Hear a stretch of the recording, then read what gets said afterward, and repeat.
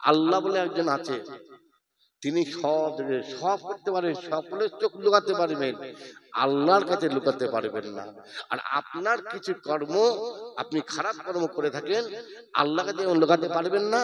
আর আপনার বাড়ির মানুষ, মানে আপনার জীবন সঙ্গী, আপনার ফ্যামিলিও ছেলে মেয়ের কাছে লুকাতে পারবে। তারা কিন্তু জেনে যাবে যে আমার বাপ কি করছে, আমার আব্বা কি করে ইনকাম করছে, আমাকে দেখে কি করে এনে খাওয়াচ্ছে, সেটা কিন্তু আপনি কোনোদিন লুকাতে পারবেন না। এটা জেনে রাখবেন, বুঝতে পেরেছেন? তা কথা হচ্ছে এইখানে এই বোতলটা আমি বিক্রি করে দেবো, যাক আর দরকার নেই, অনেকদিন পানি ফানি খেয়েছি, এই বিক্রি করে দেবো। কত দাম? 1000 টাকা। একবার হুজুর 350 টাকা দেবো, হবে? 1000 টাকার মাল 350 টাকা হয়? হুজুর আমাকে দেন না, 470 টাকা দেবো। না হুজুর একটা কথা বলবো, শেষ কথা, দেখেন খুব মনে আছে, আপনার একটা বোতল থাকতো, 550 দেবো। কথার কথা 700 দেবো। আমি মনে করি না, দিয়ে দিতে পারি। আমি মনে করি না, দরকার নেই। 1000 যদি 700 টাকা পাই, তাহলে এইখানে এটা বিক্রি করে বলি, কালকে যে জায়গায় জলসা সেইখানে গিয়ে 2000 টাকা বলে দেখবো ক টাকা দাম ওঠে। আমার মাল আমি দামে বিক্রি করতেই পারি, লাভ বেশি করতেই পারি, তাতে কোনো নিষেধ বা বাধা নাই। আর যদি যে লোকটা বললো হুজুর আমি 750 টাকা দেবো, আমায় দিয়ে দেন, 700 টাকা দিয়ে দেন, আমি তাকে বলি ঠিক আছে, যাও তোমাকে 700 টাকা দিয়ে দিলাম, ওই বাড়িগুলোর বসবো, গিয়ে তুমি 700 টাকা নিয়ে আসছো, আমি দিয়ে দেবো, যাও তোমাকে দিয়ে দিলাম, নিয়ে নাও। তাহলে এটা কি করলাম? দিয়ে দিলাম মানে কি হলো? কথাটা বলা মানে কি হলো? অদা হয়ে গেল। নেবে যাচ্ছি, হুজুর কি একটা কানে কানে কথা বলবো, শোনেন না কি বলছে, এই বোতলটা ওকে দেবেন না। কেন? বলছো বলবেন, আমি এমনি বলেছিলাম মজাক করে, এখন বোতল দিলে কোথায় কিনতে যাবো, কোথাও আবার বোতল না থাকলে পানি কি করে খাবো অবস্থা। বলে আপনি এখন বলে আপনি চলে যান, আমি পরশুদিন খানকা থেকে আপনার থেকে 900 টাকা দিয়ে নিয়ে আসবো। তাহলে 700 টাকা বেশি, বেশি বেশি না 900 টাকা বেশি গো? 900 টাকা বেশি না? তাহলে এখন কি করবো? নিয়ে যে বলবো ভাই বলেছিলেন ভাই দেখ বলে নিয়ে চলে যাবো নাকি? ইসলাম বলছে না, 900 কেন, কেউ এবারে হুজুর আমি 9 লাখ টাকা দেবো। 9 লাখ টাকা তো আর বিক্রি করতে পারবে না, 9000 তো দূরের কথা। হুজুর আপনি আমাকে দেন, হুজুর 700 টাকা দেবে, আর আমি 9 লাখ টাকা দেবো আপনাকে। 9 লাখ টাকা তো আমি বেচতে পারবো না, যদি ওয়াদা করে ফেলি।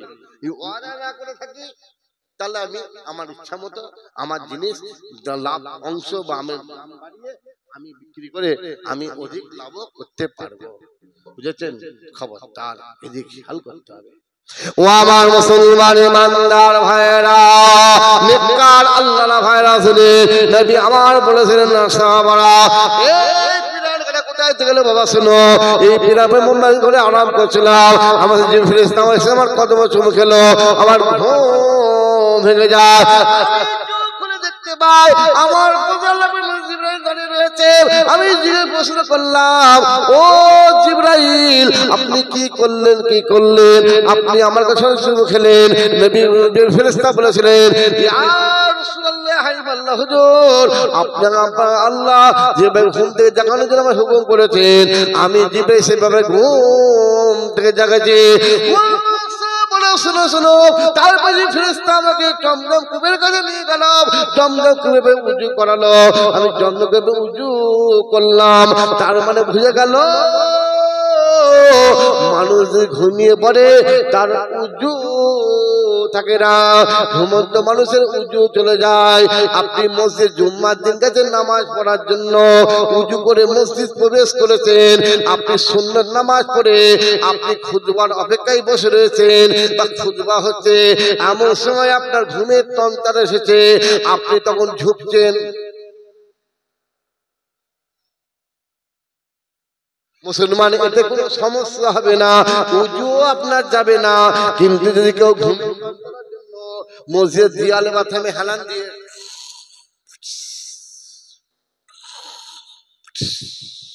মুসলমান সঙ্গে সঙ্গে তার উজু চলে গেল, আর তার উজু থাকলো না। এদিকে একামত হচ্ছে, হাইয়ালা সালাহ, হাইয়ালা সালাহ, সবাই উঠেছে, চোখ লাগলো, আল্লাহু আকবার। মুসলমান না নাম আপনার উজু আবার করা লাগবে। কিতাবে আছে আল্লাহকে নিদর্শন তিনটা, একটা হলো জিকিরের সঙ্গে, আরেকটা হলো ফিকিরের সঙ্গে, আরেকটা আল্লাহর নিদর্শন হলো তাজিমের সঙ্গে। তাজিমের মধ্যে আল্লাহ প্রথম নাম বলতেন বাইতুল্লাহ, আল্লাহর ঘর কাবা শরীফের তাজিম করতে হবে। কাবা তাজিম হলো উজু করে পাক হয়ে কাবা শরীফ তওয়াফ করতে হবে। বিনা কাবা শরীফ তওয়াফ করা যাবে না। এটা হলো কাবা শরীফের তাজিম। শুধু তাই নয়, পেশাব পায়খানায় বসতে গেলে, থুতু ফেলতে গেলে উত্তর পূর্ব পশ্চিম মুখে ফেলা, আপনার উত্তর দক্ষিণ মুখে বসতে হবে। পেশাব পায়খানায় বসতে গেলে পূর্ব পশ্চিমে মুখ করে বা পিঠ করে বসা যাবে না।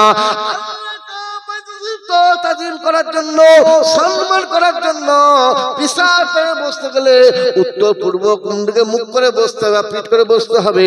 থুতু ফেলতে গেলে কাবা শরীফে মুখ করে থুতু ফেলা যাবে না, অন্যদিকে মুখ করে থুতু ফেলতে হবে। কাবা শরীফের দিকে পা করা যাবে না। কাবা শরীফের সম্মান আদায়ার্থে অন্যদিকে পা করতে হবে। আল্লাহ দিকে বললেন কিতাবুল্লাহ, আমার আল্লাহ আমার কাবা কিতাবুল্লাহ আমার পাক রসে ইসলাম কি করতে হবে, তাজিম করতে হবে।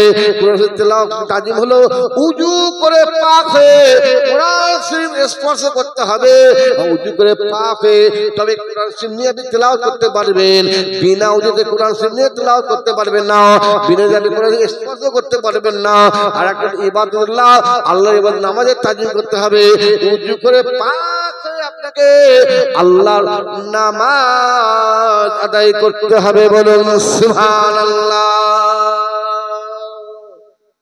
ঠিক আছে? হ্যাঁ, উজুর গুরুত্ব ভূমিকা অনেক। উজু করে পাক হতে হবে, বুঝেছেন? খবরদার ভুল করবেন না। সবসময় নিজের শরীরকে পাক রাখতে হবে, সবসময় নিজেকে পাক ভাবে চলতে হবে। কেন কখন কার ডাকে আসে আমরা কেউ বলতে পারবো? কখন আল্লাহকে ডেকে নেবেন? অতএব আমাদের সর্বদা প্রস্তুত থাকতে হবে, তরু তাজা ঈমান নিয়ে পাক হয়ে থাকতে হবে। যখনই আল্লাহর ডাক আসবে আমরা যেন হাসি মুখে আল্লাহর ডাকে সাড়া দিয়ে বিদায় নিতে পারি। বলুন সুবহানাল্লাহ। তারপর নবী আমাদের সাহাবারা শোনো, আর পর যে ফেরেশতা কি করলো, আমাকে উত্তর দক্ষিণ উত্তর পূর্ব কোন দিকে চেয়ে দেখলো, হুজুর এই দেখুন আল্লাহ পাক জান্নাতে বোরাক প্রেরণ করেছে। আপনি তারপরে আরাম করে আল্লাহ আরশ পাকে যাবেন আল্লাহর সাথে সাক্ষাৎ করতে। আমি নবী মুহাম্মদ এই প্রাণ পরিধান করে জমজম উজু করে এই পরিধান করে বোরাকের উপর আরোহণ করতে গেলাম। বোরাক নড়াচড়া করতে থাকে, জিমে ফেস হয়ে বোরাক খবরদার বিয়াদবি করো না। তোমার উপর যিনি আরোহণ করছেন তিনি হলেন দো জাহানের বাদশাহ, বাদশাদের বাদশাহ তাজুল আহমদ আহমদ মুস্তাফা হুজুর নূর সাল্লাল্লাহু আলাইহি ওয়াসাল্লাম। বলুন সুবহানাল্লাহ। আল্লাহ বুরাকে জবান খুলে দিলেন, বুরাক বলে ইয়া রাসূল হাবিবাল্লাহ, হুজুর আমার আল্লাহ জান্নাতের মধ্যে শত শত বুরাক রয়েছে, তার মধ্যে থেকে আমার আল্লাহ আমাকে চয়ন করে প্রেরণ করেছে আপনাকে উদ্দাকাশ গমন করে নিয়ে যাওয়ার জন্য। আমার মনে একটা আশা আরজু রয়েছে। কি আশা? আপনি যেমন আমার উপর আরোহণ করে আপনার গুনাহগার উম্মত থেকে আমার আল্লাহ আরশে পাকে যাবেন, হুজুর একটা আপনি কথা দিন, কাল কিয়ামতের ময়দানে হাসরের মধ্যে আপনার গুনাহগার উম্মত যখন নফসি নফসি কাঁদতে থাকবে, আপনি আমার উপর আরোহণ করে আপনার গুনাহগার উম্মত হাউজে কাউসারের পানি পান করাবেন। নবী বলে বুরাক শোনো, যাও কাল কিয়ামতের হাসরের ময়দানে আমি নবী মুহাম্মদ তোমার উপর আরোহণ করে আমার গুনাহগার উম্মতকে হাউজে কাউসারের পানি পান করাবো। বলুন সুবহানাল্লাহ। ইন্না আতাইনাকাল কাউসার ফাসাল্লি লিরাব্বিকা ওয়ানহার ইন্না সানিয়াকা হুয়াল আবতার। নবী মুহাম্মদ আমি আল্লাহ আপনাকে হাউজে কাউসার দান করলাম। বুঝেছেন? আল্লাহর নবীকে কত নিয়ামত দিয়েছেন, কত রহমত নবীর প্রতি আল্লাহ প্রেরণ করেছেন। কাদের জন্য? তেনার গুনাহগার উম্মত উম্মতিদের জন্য। আর যে নবীর অনুসরণ করে, দাদা অনুসরণ করে যে বা যারা চলেছে তাদের আমাদের অনুকরণ করতে হবে। যেমন আমার আব্বা যারা হুজুর কিবলা রাহমাতুল্লাহ আলাইহি দীর্ঘ কম বেশি 60 বছর দিনের খেদমত করেছেন। কত বছর? 60 বছর। 6 60 বছর। 79 বছর বয়সে তিনি দুনিয়া থেকে বিদায় নিয়ে চলে গেলেন আমাদের কাছ থেকে, বুঝেছেন?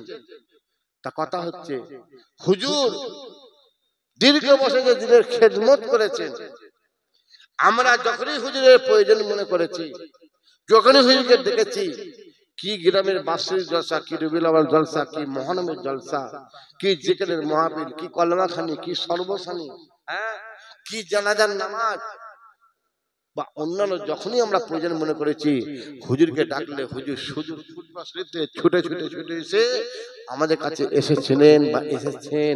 কথা ঠিক না ভুল? হ্যাঁ ভাই, কথা ঠিক বলছি না ভুল? আসলেন না? আপনাদের মুরব্বীদের রুহে মাখের উদ্দেশ্যে, আপনাদের আমল নামায় সবের উদ্দেশ্যে মাধবপুরে খানকা শরীফ করে গেলেন। প্রতি বাংলা মাসের 25 তারিখ যেখানে মাহফিল কায়েম করে গেলেন। হুজুর নিজের স্বার্থ বুঝতেন, নিজের স্বার্থ করতে চাইছেন। ওই টাকা, ওই সম্পদ ফুরফুরা জমে নিয়ে গিয়ে নিজের ছেলেদের ভবিষ্যৎ করে দিতে পারতেন, পারতেন না? করতে পারতেন না? করেছেন না? এখানে এখানকার মানুষরা, এই আশপাশে যত গ্রামবাসীরা আছে, যত গ্রামবাসীরা তারা করবে, এই খানকা শরীফে আসবে, জিকির করবে, আল্লাহ তাদের আমল নামায় সওয়াব লিখবে, যে সাগীরা গুনাহ লিখবে, তাদের মাইম কবরবাসী আল্লাহ তাদের সকলে কবরে আমল নামায় সওয়াব লিখে দেবে। সেই জন্য কায়েম করে গেলেন খানকা শরীফ নিঃস্বার্থে। নিজের যদি কোনো স্বার্থ এখানে থাকতো, এই কয়েক কোটি টাকার সম্পত্তিটা নিজের ছেলেদের ভবিষ্যতের জন্য ফুরফুরায় নিয়ে গিয়ে তৈরি করতে পারত। যে ফুরফুরায় গেলে লোক পাবে নাই, পাবে না, ওখানে পড়ে গেলে এখন আপনারা আমাদের করবেন, বুঝেছেন? কিন্তু দুঃখের কথা, কয়েকজন মানুষ খানকার প্রচুর বড় দুশ্মন তৈরি হয়েছে, বিরোধ তৈরি হয়েছে, খানকার বিরোধী করছে। কারণ তাদের খানকায় কি করতে, তাদের খানকায় দায়িত্ব দেওয়া হয়নি। হুজুর কেবলা যাদের দায়িত্ব দিয়ে গেছেন, আমি গুনাহগার, তাদেরই দায়িত্ব দিয়ে রেখেছি। কারণ হুজুর কেবলা খানকা শরীফ আমাকে আমার বড় ভাই জানের ছেলেকে দিয়েছেন। হ্যাঁ, এখন হুজুর থেকে তুমি জোর করে দায়িত্ব দিতে হবে নাকি? তোমাকে দিইনি বলে তুমি আমার উপর কি করছো? অত্যাচার করছো, জুলুম করছো। এমনকি ফুরফুরা শরীফে গিয়ে আমার উপর বিয়াদবি করছো, সেখানেও লোক নিয়ে গিয়ে মারার চেষ্টা করছো। ফুরফুরায় গিয়ে মারতে গেছে, বুঝেছেন? এখান থেকে ফুরফুরায় মারতে গেছে, কত বড় সাহস! হ্যাঁ, কত বড় সাহস! আজকে ধরলে এই 5-6 গ্রামের নামাজ পড়িতে হাফেজ হয়ে আজকে সে প্যান্ট শার্ট পরে ঘুরছে। হাফেজের গুনায় আলিফ থেকে ইয়া পর্যন্ত এক নিঃশ্বাসে বলতে পারবে কিনা সন্দেহ আছে, বুঝেছেন? আবার দালাল তৈরি হয়েছে, মরলে কার ঘরে মরছে, কার ঘরে সর্বশেষ, কার ঘরে কলমানি হচ্ছে, ঘুরে ঘুরে এজেন্ট হিসাবে তুলছে, তুলে দাওয়াত দিলে সেখান থেকে মাল করি পাবে, বুঝেছেন? এখন আমাদের লাইনে দালাল তৈরি হয়ে গেছে, বুঝেছেন? ভালো দালালি চলছে আমাদের লাইনে, বুঝেছেন? ফুরফুরাই গিয়ে বিয়াদবি করছে। কোথায় করছিস রে, কোথায় বলছিস রে? ওরে বাপরে, তেজ কি, ক্ষমতা কি! আমি তো ভাবলাম এই ক্ষমতা তো ওদের নয়, ওদের উপর ভুল করার, রাগ করা আমার ভুল, ওদের তৈরি করাচ্ছে ক্ষমতা, বুঝেছেন? কথা হচ্ছে কি বলবেন, ওপরে থুতু ফেললে নিজের গায়ে পড়বে। যাই হোক, আমার আব্বাজান হুজুর ইন্তেকাল করলেন, আজ 5টা বছর হতে চলল। এই সামনে 21শে ভাদ্র হলো 5 বছর। আমি গুনাহগার, প্রতি বছর আমার আব্বাজান হুজুর কেবলার বাৎসরিক ওফাত দিবস ইসালের সওয়াব করে থাকি। আপনাদের ইতিপূর্বে দাওয়াত দিয়েছি, সর্বত্র একাই দাওয়াত দিয়ে থাকি, আজও দিয়ে যাচ্ছি। সামনে 21শে ভাদ্র, 7ই সেপ্টেম্বর, বার হলো রবিবার। 21শে ভাদ্র, 7ই সেপ্টেম্বর, বার হলো রবিবার। আমার আব্বাজান হুজুর রহমাতুল্লাহ আলাইহির ওফাত দিবস ইসালের সওয়াব, বাদ জোহর থেকে রাত 10টা ইনশাআল্লাহ। তার সঙ্গে ফুরফুরা শরীফে আমি গুনাহগার আব্বা হুজুরের মাদ্রাসা করেছি। একটা ছেলে বছর প্রথম, ওই মাদ্রাসা প্রথম 23 মাদ্রাসা 25-এ পাগড়ি, প্রথম একটা ছেলে পাগড়ি পাবে। আবার সে পাগড়ি পাবে বলে তার জন্য একটা সাইকেলের ব্যবস্থা করেছি, যে পাগড়ি নিয়ে তো সাইকেল দাও, বুঝেছেন? হ্যাঁ, আমি একটু মানে আলেম ওলামা, হাফেজ, মৌলানা, এদের প্রতি আমার একটা আবার মহব্বত, একটু হ্যাঁ মায়া বেশি। আমি নিজে কি খাচ্ছি না খাচ্ছি দেখি না, আমি মাদ্রাসায় ঢুকলে আগে খবর নিই কি রান্না হয়েছে কি খেয়েছে। ওদের কাছে গোপনে খবর নিই, হ্যাঁ বাবুজি রান্না করছে ঠিক আছে তো, রান্নার মজা আছে তো, অসুবিধা হয় না তো বলবি, কেন কষ্ট না পাই। যে এসেছে ভর্তি করে দিলাম, ওই রান্না করতে খাচ্ছে কি খাচ্ছে না খাচ্ছে না, এইটাই হচ্ছে সব থেকে বড়। বুঝেছেন? বিয়ে করে একটা মেয়েকে বিয়ে করাটা কঠিন না, বিয়ে করাতে মামলার বিষয়, কিন্তু তার রক্ষণাবেক্ষণ ভোর পোষণ ইসলাম যেভাবে বলেছে সেটা পরিপূর্ণভাবে পালন করাটা বড় জিনিস। মাদ্রাসা করাটা কোনো ব্যাপার নয়, বুঝেছেন? এই মাদ্রাসার দায়িত্ব নেবার পরে পরিপূর্ণভাবে দায়িত্ব পালন করা, ছেলেদের কোনো কষ্ট হচ্ছে কিনা, ছেলেরা কোনো কষ্ট পাচ্ছে কিনা, এগুলো দেখাটা একান্ত প্রয়োজনীয়। বুঝেছেন? যাই হোক, আমার ভাই আসছেন, তকবীর দেন, নারায়ে তাকবীর, আরো জোরে নারায়ে তাকবীর। সিলসিলায়ে ফুরফুরা শরীফ, সিলসিলায়ে ফুরফুরা শরীফ, পীরজাদা আলহাজ মাওলানা মোহাম্মদ আবুজার সিদ্দিকী ভাইজান বলেন জিন্দাবাদ। পীরজাদা আলহাজ মাওলানা মোহাম্মদ আবুজার সিদ্দিকী ভাইজান বলেন জিন্দাবাদ। নারায়ে তাকবীর, নারায়ে তাকবীর।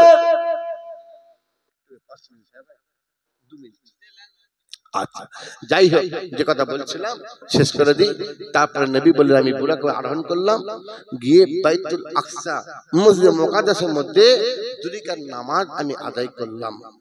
এই নামাজে গিয়ে দেখলাম 1,24,000 মতো 24 সমস্ত নবীগণ ওখানে হাজির হয়েছেন। কোথায়? মসজিদে আকসার মধ্যে। সেখানে গিয়ে আমি প্রবেশ করলাম, যে ফেরেশতা আমার ডান হাত ধরে নিয়ে গিয়ে ইমামতি থেকে দাঁড় করে বলল, ইয়া হুজুর, আজকে সমস্ত নবীগণকে সঙ্গে করে নিয়ে দুই রাকাত নামাজের ইমামতের হুকুমটা আমার আল্লাহ আপনাকে নির্দেশ দিয়েছেন, বলুন সুবহানাল্লাহ। সেখান থেকে আমার নবীর আল্লাহ কি করলেন? উচ্চ সম্মান, উচ্চ লাকাব দিলেন, ইমামুল মুরসালিন করলেন, বলুন সুবহানাল্লাহ। তারপরে আমি আবার বড় করে আরোহণ করে উচ্চ আকাশ গমন করে আল্লাহ পাকের সঙ্গে দিদার করেছিলাম, বলুন সুবহানাল্লাহ। কিন্তু এই দিদারটা ছিল স্বপ্নে না। আমার নবী যে আল্লাহর সঙ্গে মেরাজ করেছিলেন বা দিদার করেছিলেন, মেরাজে গিয়েছিলেন, এটা স্বপ্নে না, এটা করেছিলেন সশরীরে। কোন কোন বক্তা বড় বড় ডিগ্রি দিচ্ছে, মুফতি, মুহাদ্দিস, হ্যাঁ আল্লামা, কত, হ্যাঁ এখন ডিগ্রি তো, আলেমদের ডিগ্রি দেখলে তো মানে কম্পিউটার ওলার চোখ খারাপ হয়ে যাবে, কোথা ঢুকাবে কোথা লিখবে, বড় ডিগ্রি। এবার আমরা ইউটিউবে দেখছি এত বড় ডিগ্রি বলে, খবরদার খবরদার, বুঝেছেন? হ্যাঁ, ছোট হুজুর বলতেন, কি বলতেন? এমন মজা মজলি রে তুই, এমন মজা মজলি, গিলটির চমক দেখে সোনা ভুলে গেলি। ওই এত বড় ইউটিউবিতে বক্তাদের এই ইয়ে দেখে, কি বলে, তাদের ডিগ্রি দেখে সোনা ভুলে যাবেন না, বুঝেছেন? অতএব আমার নবী সশরীরে আল্লাহর মিরাজে গিয়েছিলেন, বলুন সুবহানাল্লাহ। যাই হোক, ভাই এসে গেছেন, আমি ভাইকে বসিয়ে আর দেরি করাবো না। আপনাদের সকলের প্রাণ প্রিয় ভাই, আমারও ছোট ভাই, হ্যাঁ খুব আদরের ভাই। মাশাআল্লাহ, আজকে দুবগিরা গ্রামবাসী খুশির খবর, সুখবর। আর একটা এই গ্রামের উপর একটা বড় জিনিস আছে, দাদা হুজুর কেবলার পেলে, হ্যাঁ তা কথা হচ্ছে। যাই হোক, এখন আমরা দুই ভাই এখানে বসে রয়েছি। হ্যাঁ গো, এই মজলিসটা যা ছিল তার থেকে আরো বেশি হয়েছে না হয়নি? হ্যাঁ, তাই দুই দাদা পীরে আওলাদকে পেয়ে আপনারা খুশি তো নাকি? দেখি তাকবীর দেন, নারায়ে তাকবীর। আল্লাহ, এইটা একজনেরই ভাগে হলো, দুজন কি করে নেবে? হ্যাঁ, একজনেরই ভাগে হলো, নারায়ে তাকবীর। সিলসিলায়ে ফুরফুরা সে দাদা হুজুর পীর কেবলা আজকের বাৎসরিক ইশালে সওয়াব আমাদের সকলের প্রাণ প্রিয় পীরজাদা আলহাজ মাওলানা আবুজার সিদ্দিকী ভাইজান হুজুর বলেন জিন্দাবাদ, নারে তাকবীর। আমি আপনাদের বিদায় নিই, সকলে আমাদের দোয়া করবেন, আমিও দোয়া করি। আর দাওয়াত দিয়ে গেলাম, মনে রাখবেন ইনশাআল্লাহ যাবেন। কি যাবেন তো? হ্যাঁ, যদি সময় না পান সমস্যা নেই, হুজুর যাবার সময় পাইনি, অসুবিধা নেই, সময় না পেলে অসুবিধা নেই। আসরের নামাজ পড়ে রওনা দেবেন, তাহলেও সময় হয়ে যাবে। অনেক কর্মব্যস্ত তো, জোহর ভাত না পারলে আসরে নামাজ পড়ে বেরোবেন, ইনশাল্লাহ মাগরিবের আগে পৌঁছে যাবেন, আর 9:30 10টার মধ্যে শেষ হয়ে যাবে ইনশাল্লাহ, বেশি রাত করবেন না, বুঝেছেন? তারপরে চলে আসবেন। হ্যাঁ, আমি দুপুরে যেমন মেহমানদের ব্যবস্থা রাখি, রাত্রে যেমন তাবরকের ব্যবস্থা থাকে, দুপুরেও আমি মেহমানদের ব্যবস্থা যথেষ্ট পরিমাণ করে রাখি, যাতে মানুষের কষ্ট না পায়, বুঝেছেন? যাই হোক, বিদায় নিলাম, সকলে আমাদের দোয়া করবেন, আমিও দোয়া করি, সকলে মহব্বতের সাথে উচ্চ স্বরে তুলে আল্লাহুম্মা